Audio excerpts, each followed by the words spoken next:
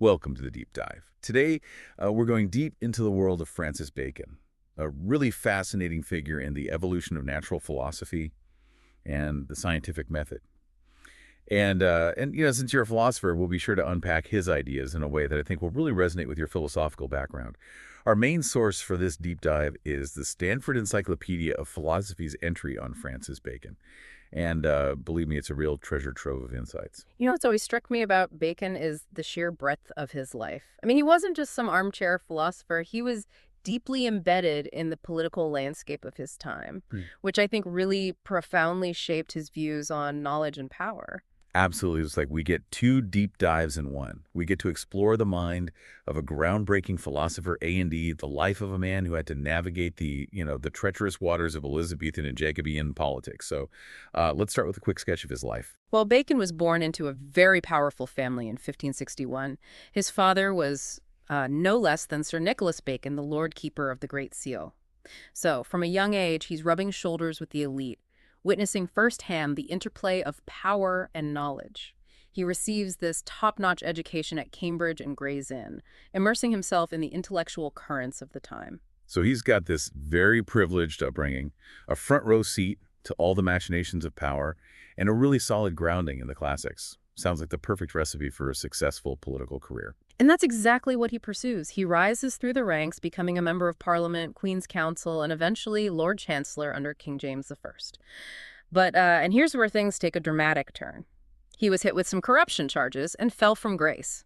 It's a stark reminder that even the most brilliant minds can be susceptible to the temptations of power. It's almost Shakespearean, isn't it?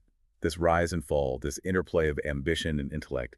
It makes you wonder how this experience might have influenced his philosophical work, especially his critique of traditional schools of thought.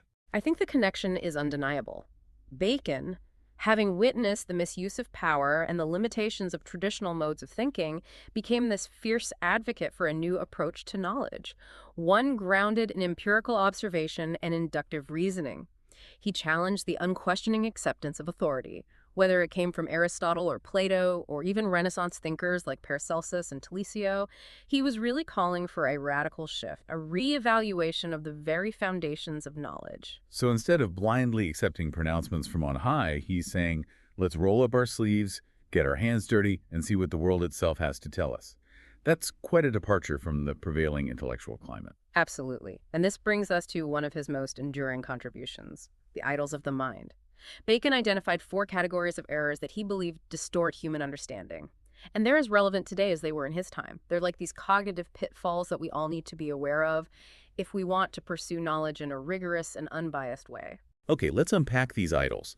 I remember encountering them in my studies, but a refresher would be great, especially for our listener who's deeply immersed in the world of philosophy. The first category is the idols of the tribe, which are errors that are inherent to human nature itself.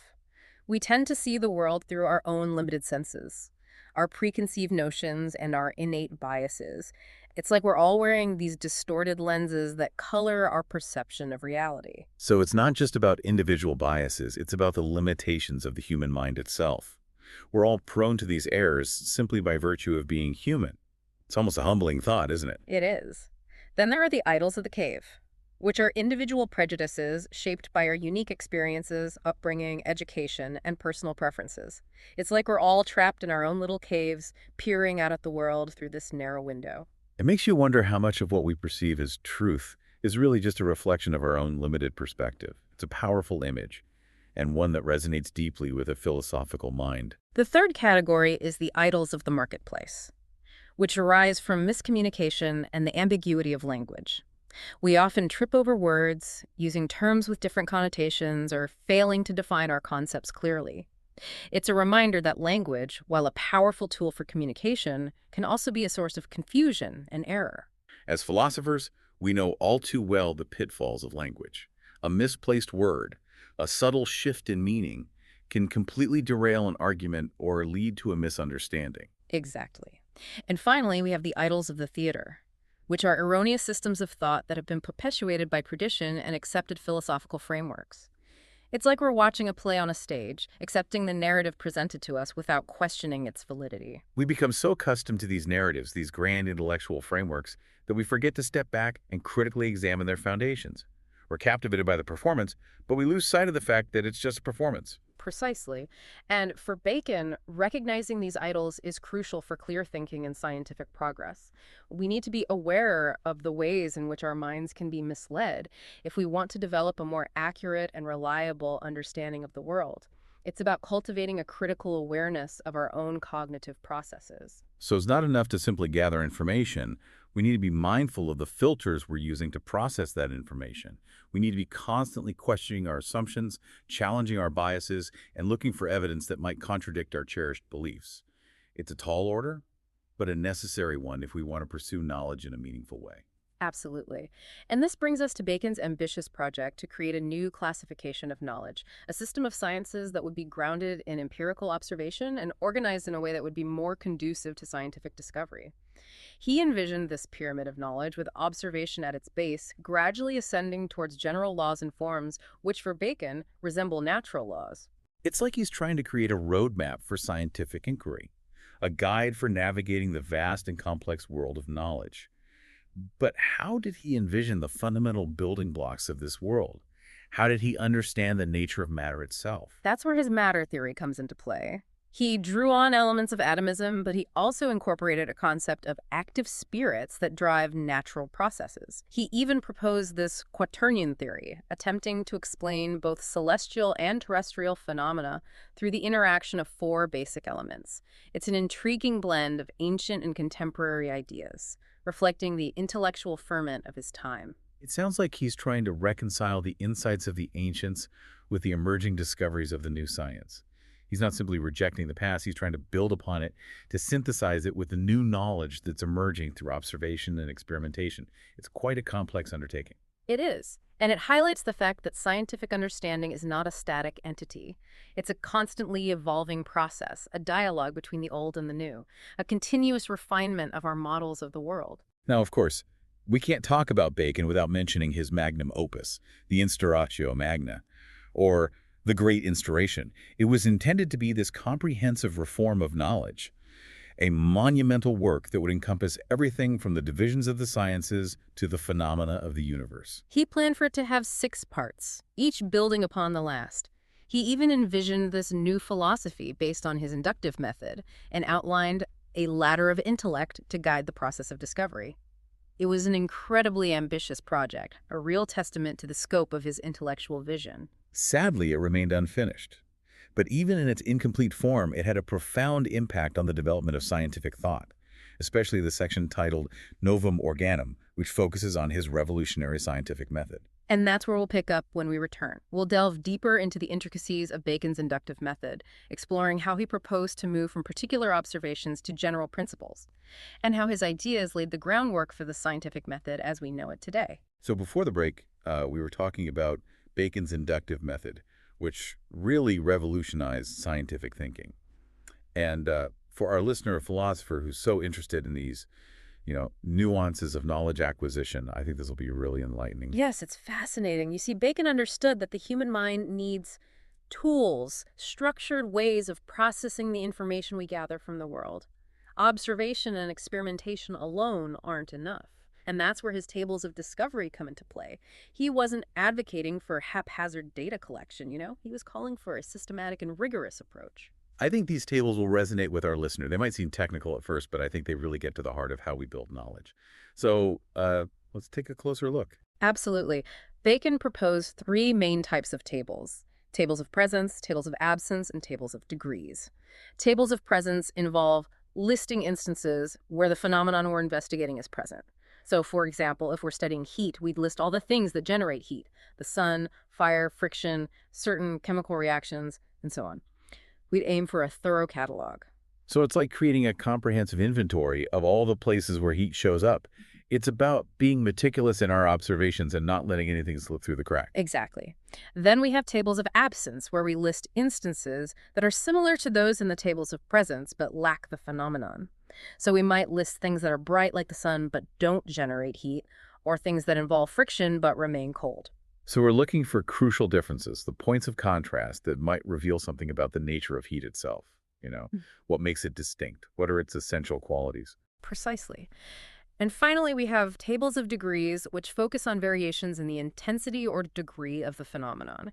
So we might note that some fires are hotter than others, or that the amount of heat generated by friction varies depending on the materials involved. So these tables highlight the importance of these subtle gradations in nature. It's not just present or absent. There are these degrees, variations that can offer crucial insights. That's a key point. Now, what's crucial here is that Bacon's tables aren't just about passively collecting data. They're about actively analyzing that data, looking for patterns, correlations, and most importantly, exceptions. Right, this is where his emphasis on negative instances really shines. It's those exceptions that often challenge our assumptions and force us to refine our understanding. Absolutely. Bacon understood that confirming instances, those that support our hypotheses, are important, but they can be misleading. We might be tempted to cherry-pick evidence that fits our preconceived notions. It's a trap we all fall into, especially when we're really invested in a theory, so we need to be vigilant about challenging our own biases. That's why negative instances are so crucial. They force us to confront the limitations of our hypotheses, to reconsider our assumptions and refine our understanding. It's through this process of falsification, of testing and refining our ideas, that we can get closer to a more accurate representation of the world. So it's not just about finding evidence that supports our ideas, but also actively seeking out evidence that might challenge them. A much more rigorous and demanding approach to knowledge acquisition. It is. And for Bacon, this process of inductive reasoning, of moving from particular observations to general principles, wasn't just some abstract intellectual exercise. It was about gaining a deeper understanding of the world, yes, but also about harnessing that understanding for practical purposes. Right. This brings us back to that idea that knowledge is power, something Bacon so famously articulated. It's not just about contemplation, it's about action, about using our understanding to improve our lives and shape the world around us. Exactly. For Bacon, knowledge and power were inextricably linked. He believed that by understanding the causes of things, the underlying principles that govern the natural world, we could harness those principles for our own benefit. And this is where Bacon's vision of science as a force for social progress comes in. He didn't see science as a purely intellectual pursuit. He saw it as a tool for improving agriculture, medicine, even governance. He envisioned a world where scientific knowledge would be used to solve practical problems and enhance human well-being. Yes, his utopian work, New Atlantis, exemplifies this vision. He portrays a society that is structured around the pursuit and application of knowledge, for the common good. Scientists are these respected figures, research is generously funded, and new discoveries are celebrated as achievements that benefit all of humanity. It's a compelling vision, and one that resonates with many scientists and philosophers today.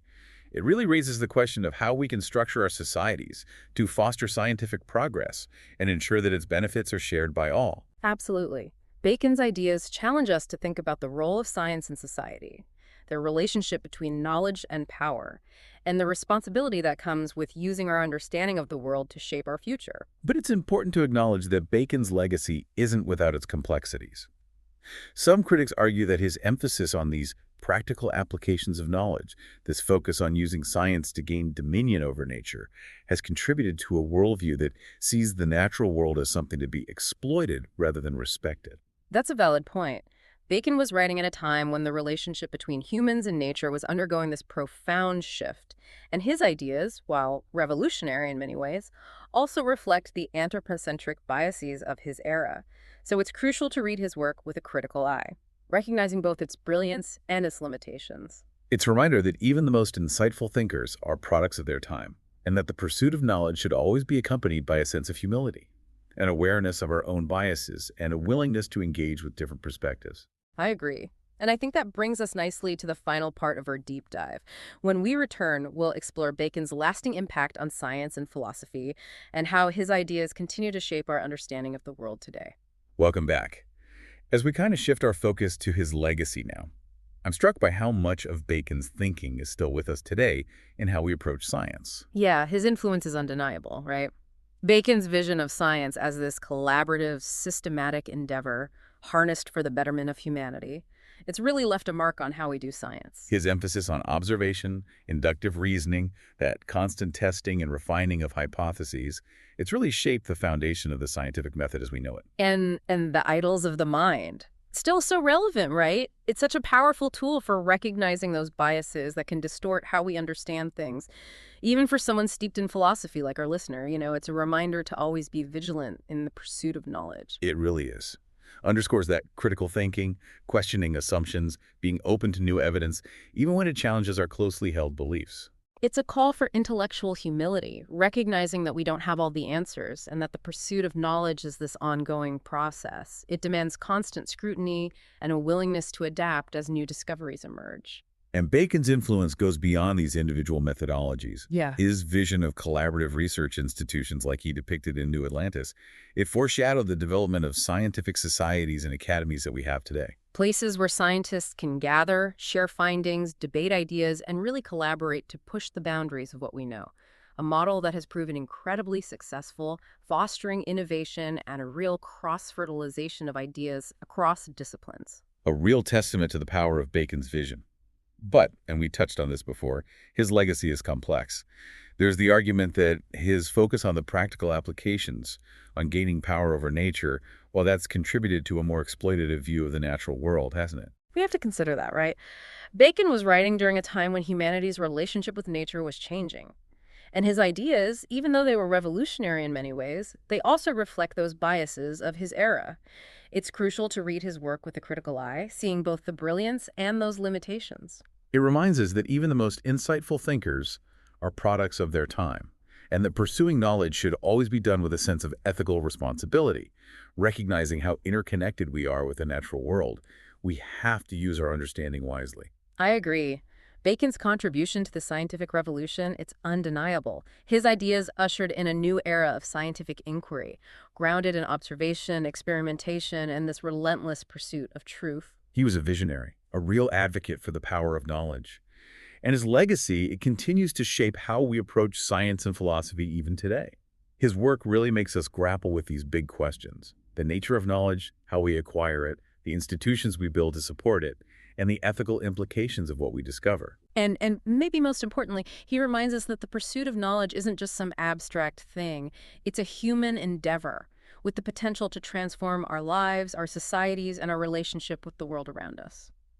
As we wrap up this deep dive into the world of Francis Bacon, I'm left with a sense of awe at how powerful ideas can be, at the complexities of history, and at the enduring challenges and possibilities of scientific inquiry. It's been a fascinating journey.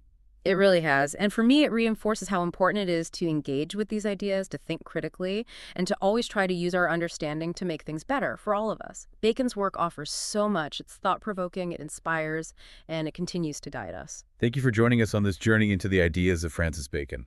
We'll see you next time. Until then, keep exploring, keep questioning, and keep seeking the truth.